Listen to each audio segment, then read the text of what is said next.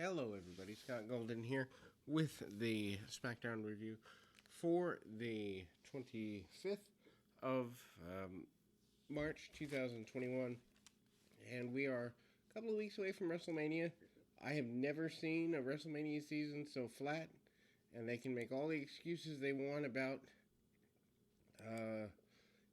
whether or not maybe it's the pandemic or it's this or it's that, but I have never in my 32 years as a fan seen a WrestleMania season that so few people cared about. Now, that in mind, and to be fair, I do think that there is value to the idea of some of the WrestleMania matches, but the build and the just utter trash they're sending us, yeah, no.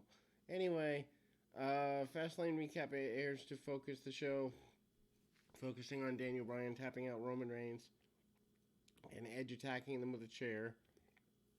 Bryan's out, makes his way to the ring, and he's carrying the chair. He then discusses making Reigns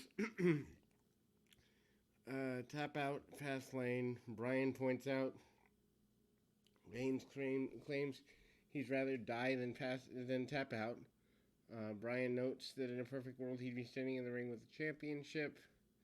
He know that he's headed to the main event of WrestleMania 37, but that's not happening. Bryan notes that he earned the title match at WrestleMania, and he's still determined to be the Universal Champion, and he's going to earn it again. Bryan doesn't expect anyone to give him the title. Bryan said he's not leaving the ring until he gets an answer. He places the chair in the ring and takes a seat. And we wasted a whole segment with this. Bryan sitting in the ring on commentary. Graves is talking about moving on with the show. What a good idea. Anyway, after a few minutes, Pierce finally walks out and said he couldn't give Bryan a rematch. Bryan pointed out that he made Reigns tap out at Fastlane.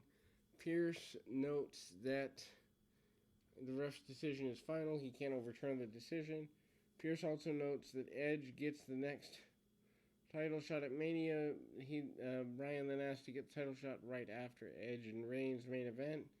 Pierce claimed it wouldn't be fair to make somebody wrestle two matches back to back. Bryan laughed because that's what he did at Elimination Chamber. So they don't even have coherence in their storytelling from month to month, and they would say, oh, this is story, this is building, stacking a deck. Look, stop insulting fans' intelligence. They want things that are easy to follow and make logical sense, and this product does not. Bryan points out WrestleMania is 2 nights. He proposed that Edge challenges Reigns on night 1, and he takes on the winner on night 2.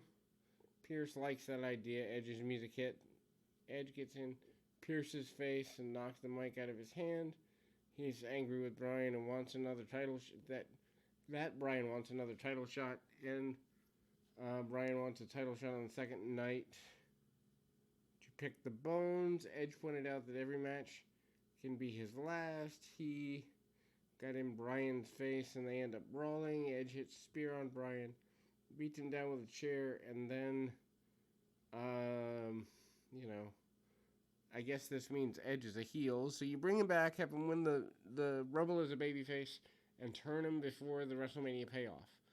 And this product is complete, utter trash.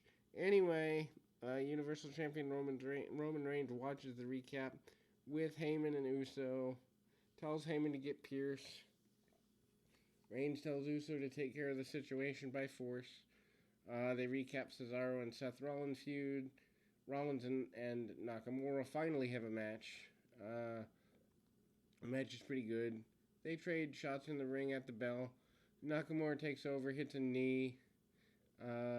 Then back from the break, Rollins hits a sling blade for near fall. Rollins sends Nakamura into the buckle.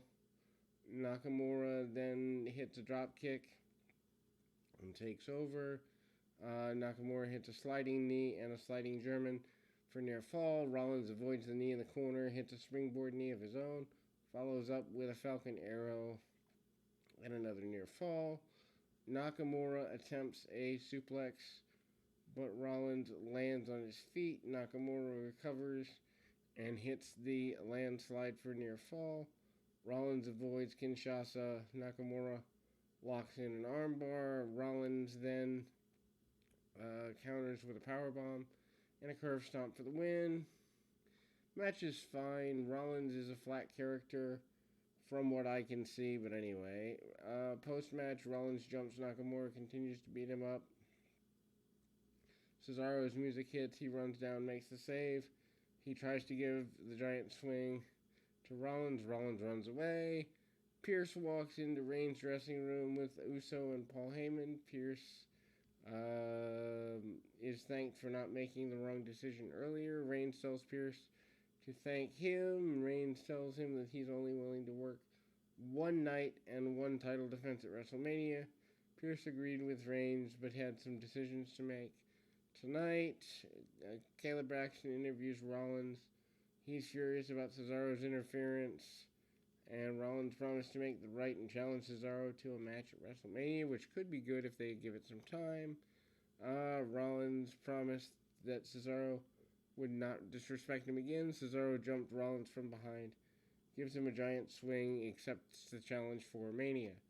Apollo Crews and Otis and Chad Gable defeat Big E and the Street Profits. Complete throwaway match for the sake of just getting people on TV. Michael Cole and Corey Graves announced that Big E defends against Crews at WrestleMania on night 2. Faces with early advantage. Street Profits hit a double drop kick. Otis fights back. Catches Ford with a power slam. Heels take over on Ford. Ford's on the apron, and Gable counters into a Northern Light suplex into a near fall. Crews attempts a suplex on Ford, but he breaks free. Big E gets the hot tag, goes nuts, hits a big splash on Gable, sets up the big ending. Gable slips out and charges at E. E catches Gable with a Uranagi for a near fall. Gable and Otis give Apollo a German suplex clothesline combo, taking him out of the match. Crews then gives Big E the Olympic slam for the win. I guess it's a good deal. I would have rather have seen Big E be the one chasing into WrestleMania and win. I'm much more a fan of babyfaces winning at Mania, but that's just old school booking. In the back, Edge approaches Pierce in the hallway. He's upset about Bryan and the title shot at WrestleMania. Edge pointed out he won the Rumble, and Bryan is trying to interfere in the match. Then we go to Pierce notes he's going to make a decision by the end of the night. Edge will wait it out. Edge hopes Pierce makes the right choice. KO show with Sami Zayn, which is kind of goofy considering the history that goes back several years between the two. Sets up a WrestleMania match. Anyway, they recap Zayn attacking Owens last week, which I didn't even remember. Owens briefly discussed Zayn attacking him. He wasted no time and introduced Zayn because he has a question for him. Zayn comes out and he admits Owens' question, and the answer is that he's sorry. He claimed his mental state's all over the place because of the conspiracy. Owens told him that's not the question. Zayn cuts him off and tells him he can still be in the documentary. Owens noted that's not the question either. Zayn reveals he has a red carpet premiere for the documentary. Trailer next week announces Logan Paul is going to attend the red carpet event to help promote things. Owens doesn't care about the documentary or Logan Paul. I only know who Logan Paul is because other YouTubers I watch actually acknowledge him. Otherwise, I'd have no idea who he is. But I don't do the pop culture junk that most people do. He said the reason he hasn't attacked Zayn yet is he still wants to ask his question. Owens finally asks and challenges him to a match at Mania. Too many years too late. Anyway, Zayn tries to avoid answering, but finally agrees to the match. Owens does attack him, beats him down. I guess this is fine. Daniel Bryan's in the back. He's approaching Pierce. He doesn't want to pressure Pierce, but he hopes he's making the right choice for later. They recap Nia Jax, Shayna Baszler beating Belair and Banks. Bianca Belair defeats Natalya with Tamina. Why Natalya still has a job after all these years, she's completely flat. I have no idea. Belair does get the benefit of working with her and has a good match as a result, because as much as I'm not a fan of Natalya being anything more than an enhancement person at this point, I understand that she's good at putting other people over and getting other people over. Belair hits dropkick at the bell, sends Natalya to the floor with a shoulder tackle. Belair regains control and sends her back into the ring, climbs the top rope. Sasha Banks' music hits, comes to ringside, and Belair's distracted. She stands on the apron yelling at Banks. Tamina caught her with a super kick. Why Tamina still has a job, I don't understand. Belair fights and regains control. Natalya attempts a sharpshooter. Belair uses it for an inside cradle for a near fall. Natalya nails Belair. Discus lariat for a near fall of her own. Collides into the middle of the ring, and Belair rolls the floor. Banks gets in Belair's face and makes fun of her some more. Belair then slaps Banks so hard that she fell. Belair hits the KOD for the win. Post-match, Banks jumps Belair from behind and hits a backstabber. Banks then pointed to the WrestleMania sign. Belair lays on the mat in pain. These are just really flat things at this point.